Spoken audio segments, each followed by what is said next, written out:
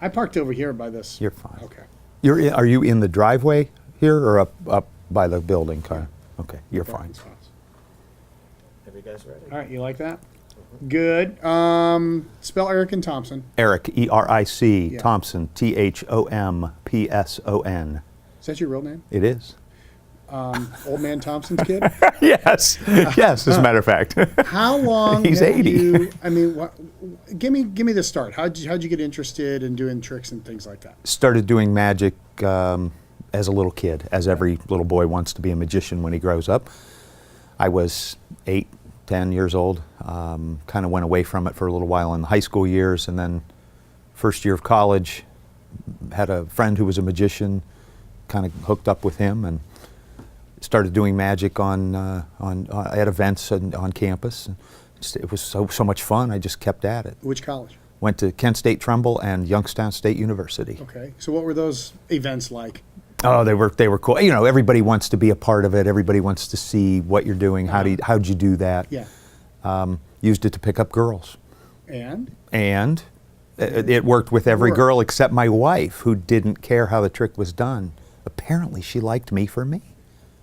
Go figure. What kind of trick? I know. That doesn't sound real, but it's true.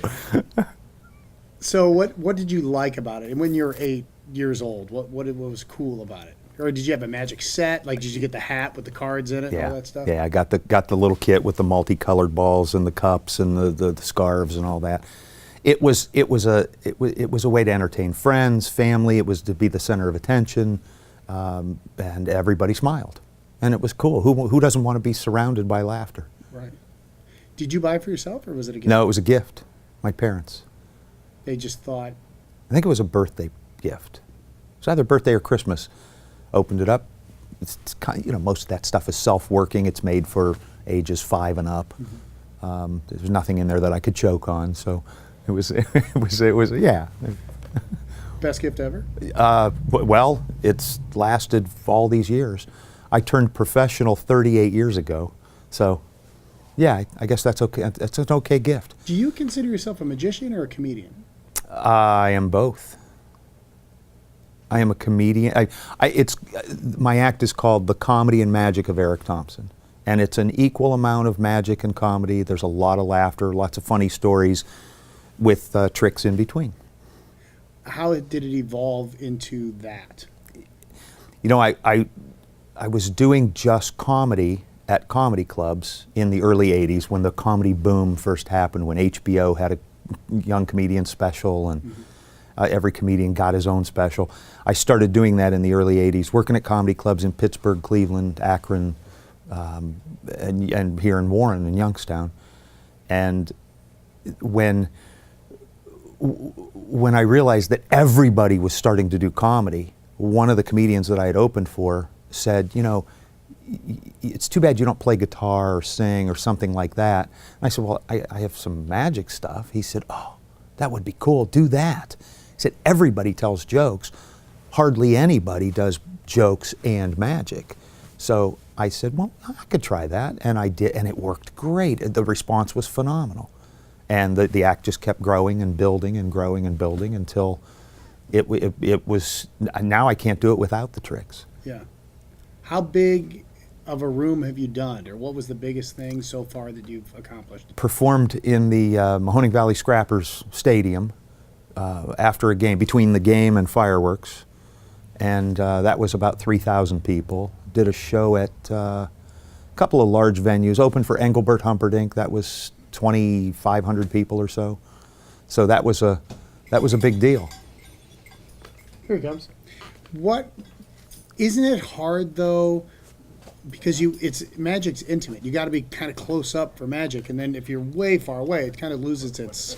Two different types of magic. Okay. Two different genres of magic. There's the close-up magic that we could do at a tabletop, over a bar, at your kitchen table, and the things that you can hold. I can hand them to you, and you can hold them in your hand. Mm-hmm. And then there's the other type, which is the stage magic, the larger stuff, and that's the stuff that you saw Doug Henning do and David Copperfield and that kind of stuff on a stage for Penn and Teller for 1,800 people a night. Mm-hmm. Big illusion type things. big apparatus. What I do, because it's stand-up comedy, I can move around and use the whole stage, and I do tricks that are not huge, but they're large enough that you can see them from the back row, Right. and I do those same tricks up close too. The big rings. Big and stuff rings, like yes. that.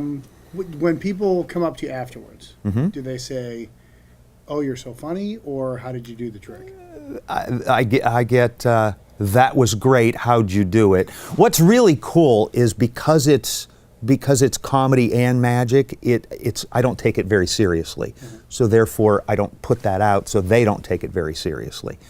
So, but I think in the car on the way home, people are done laughing and they're talking to one another and they say, "Wait a minute, how'd he do that?" Because it was funny, but then, hey, that was a real trick. So I get both. Do you ever tell how you do the tricks? No. Why? Because I asked you to bring Lauren today. I was going to tell her. My fault. And so, yeah, I was going to announce it to the whole audience, but no Lauren, No. no answers, No no knowledge. secrets. Lauren has all the secrets. Why don't they tell? Why don't magicians tell? Because it would be horrible if you knew how it was done. I guess. It would take away all the enjoyment, all the fun, would all be gone. Once you know, look, I say this in my act, every single trick that I do has a secret, and every secret is in a book, and every one of those books is in your local public library. So I know my secret is safe with this audience. You're banking on our laziness. They're not going to go to the library and look this up. Heaven no. Give me some pitfalls, some things that happened when you were on stage that were just so awful that you still remember it. One night, 30 years ago, I played this club. It was an after-hours club, and I would take any gig that came along back then. It was an after-hours club. Everybody was intoxicated, and it was a BYOB thing, and there were probably 500 people there. And it was not a crowd that I've been a part of before or since. And it was Halloween night. You can imagine the nutbags that were in that crowd, and yeah, that was a situation where they did not want to see that silly skinny kid and his tricks. They didn't want to see that boy and his magic tricks. Yeah. I walked off the stage to the promoter who was standing backstage, and I said, "Would you do me a favor? Just walk me to my car right now." And he did. And I had a sheriff's deputy and the promoter walk me to my car, and I left. It was awful. Other than that, I've never had really a problem. Once in a while, a trick doesn't work. Is You know, that true? Oh yeah, absolutely. They're not self-working. I mean, it takes practice and a skill, and once in a while I'll goof it up. What do you do? Laugh and say, well, now you know how that one works. So, or a lot of times, most of the time, you do it in a way that people still don't know how it works. Sure. They don't know that you made the mistake, and so I'll start over. You still working on tricks? Do you still? Sure. You have any that you're working on right now? I, as a matter of fact, yes. I, over the weekend, had 2 live shows, and for the first time ever in front of an audience, I performed a new trick, and it went well both times, and it went exactly as it was supposed to go. I won't do it again for a little while. I'll go back and practice it some more, and yeah, but it was fun. All right, I'll ask you 2 questions people ask me, and it's probably applies to you, I would think. Okay. Where's Yeah. Lauren? No. Oh, all right. 3 questions. Okay. Do you ever get nervous? Because it sounds like Yeah. when you do a first-time trick, you might get nervous. Yeah. Before almost every single show, there's nerves. There's a little jittery thing until I take the stage and get the first laugh. Then I'm okay. And I don't know why. I don't know why that is. I don't know why it worked yesterday. Why wouldn't it work today? But there's still that nervousness of approaching a live audience. So you're nervous that they won't find you funny, or you're nervous the trick might not work? I think it's the funny. I never really thought about that. It's the funny, because I'm not nervous for the trick. I'm nervous for the first laugh. And after that first laugh, I'm done. I open with a joke, and then from there it goes. And usually the joke is an improv joke that I make up on the spot. Just making fun of something. Yeah, just whatever happened with the opening act, or just somebody sitting in the front row, or whatever it is. Do you ever? Here's what happens to me. Do you ever get tired of just being on all the time? Like when people come talk to you, they don't want to have a serious conversation a lot of the time. That's true. That's right. They want to. How'd you do that? And they expect a funny answer. Or me to actually tell them, I think, that, which I don't know why they would think that. But I mean, does it get old? You've been doing it a long time. I have been doing it for 4 decades. Yeah. Get old or not? The performing itself does not. The talking with people after coming off the stage never gets old. The walking through the mall or seeing somebody at a fair and having them come up when I'm with my grandchildren and they, hey, show my kids a trick. Yeah, that gets old really fast, really fast. Yes, because I'm not always ready to do a trick, and I've got all these kids with me. So, what would you tell young people starting out? Do it. Go do it. Practice. Go. If they're starting in comedy, go to comedy clubs. Watch comedians. Watch them perform. Don't just watch it on TV. Go. Be in the room. Talk to the comedians. They're all approachable. Talk to them after. Even if they're jerks, they're approachable. Talk to them after every show. For magic tricks, get a mirror. If you can't get an audience, get a mirror and do that trick 1,000 times. I did tricks at my kitchen table for my mother during dinner for years. Hey, watch this. Hey, watch this. And my mother still comes to shows. And so must have liked it. Must have. Are there people that don't? Yes. Yeah, there are people that, absolutely, there are people that are spooked by magic, or once in a while it's for a religious thing that people just, they don't want that. In some of my, I've performed in, 27 countries, and a lot of them Spanish speaking through Central and South America and the Caribbean. And there, and in Africa, West Africa, we had a very difficult time. We would go into a village and say, hey, this guy's going to do some magic, and it became black magic, that no. So we had to call it illusions. Mm-hmm. And then it was welcomed when it was illusions. When they understood that it was just a trick, it was just a prank, but we couldn't use the word magic. How's your comedy play in West Africa? It was, I was huge. No, it was great because it doesn't translate real well, but the tricks are funny. Uh-huh. So slapstick works, but a joke with a setup and a middle and a punch at the end, that doesn't work because of the translation. I did a 20-minute show that took an hour because it was translated into Moore, the local tribal language, and French, the national language. So I would say something, and then it was translated by 2 different people. That so sounds awful. It was horrible, but it was cool yeah. because what a story to be able to tell, to be able to have, to go into these, and I go to the poorest places I can find when I travel overseas, and set up shows with missionaries or local Americans that live there now. Expats that are living overseas, and I was just in China a few months ago. It's very cool. I'll always have a translator, and then I have my own translator. Sure. So then we can stop on the way back and do some touristy things, and yeah, it's very cool. What's the reaction? No, it's great. They love it. That when they hear that an American entertainer is in their village, they think it's like Elvis. I mean, it's huge for them. So it's great for me because who doesn't want that adoration? And I get to bring joy and laughter into the lives of people that don't always have much joy and laughter. So it's a very cool thing. We're done. Ready for some magic? I'm ready. All right. You ready for some magic?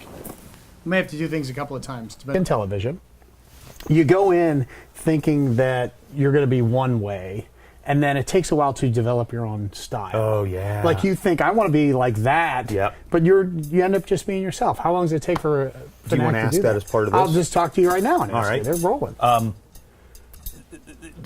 To watch a guy on TV and say, hey, I want to be like Penn and Teller, sure. or I want to be like David Copperfield.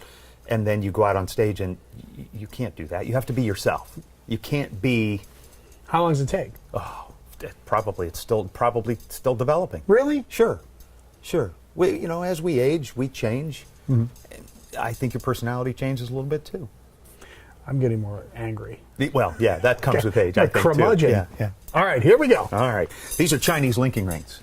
Official Chinese linking rings. Because they're made in China? No, because they were made in Youngstown. But they're called Chinese linking rings. These are solid steel. There are no holes in the rings except in the middle, because otherwise They wouldn't be rings. that's right, they'd be plates. So, and in China, oddly enough, they just call them linking rings. Apparently, the Chinese is implied. Apparently, there are 8 of them. I'll count them for you. There's 1, 2, 3. There's 4, 5, 6, 7, and 8. Now these rings are all connected. Sometimes they're all solid. Right now they're all separate. No holes again. Except for that one. Take these first 3 rings. If I just throw them out, they become linked together. You can hold that. As a matter of fact, I'll show you a trick with those. All right. Let me set these off to the side. All right. We'll come back to that one. Let me take these 2. 1, 2. You hold these. Hold on to them as tight as you can. Okay. One hand, just like that. Perfect. You're going to rub your thumb on the top, just like that. I'll do the same thing with mine. And just rub like this. And you're going to drop, Mike, you just drop 1 ring. Just 1 like that.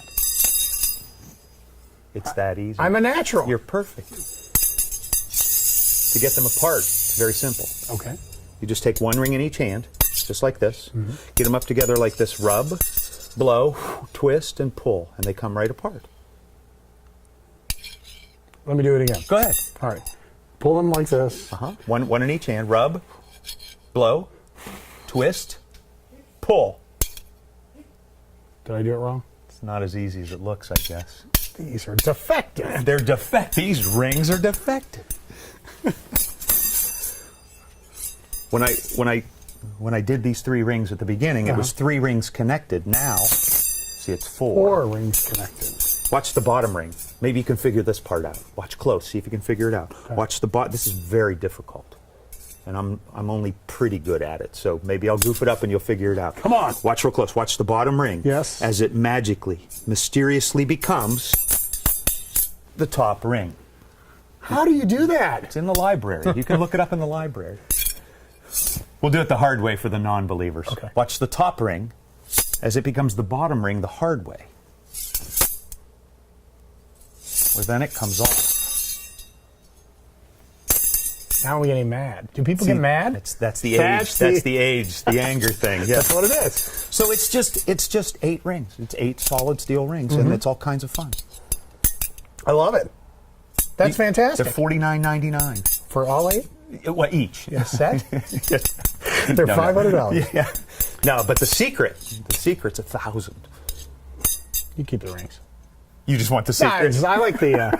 No, I like the entertainment. This is awesome. It's a lot of fun. Yeah, it's awesome. I People do love these that. in almost every single show because seen this this. one is really this is something that's flashy and cool and fun Makes and it makes noises, noise. yeah. Right.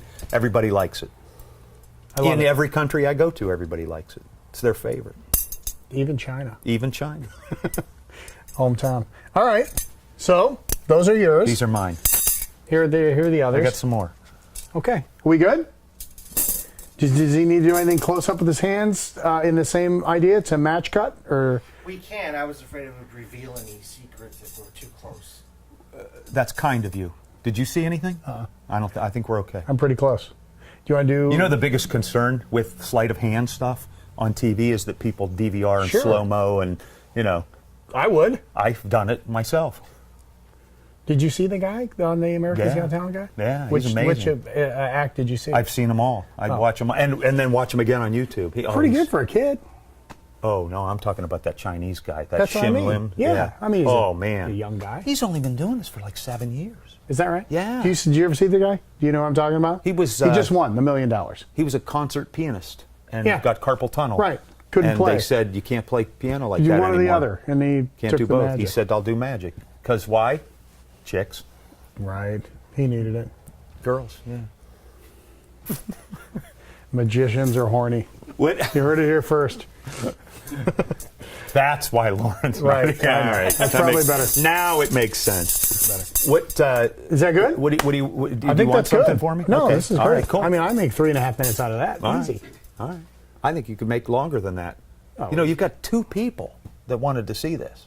No, that's right. I'll go a little bit longer. Yeah, I think We'll you a need to little go at longer. least 5 or 6 minutes. Yeah.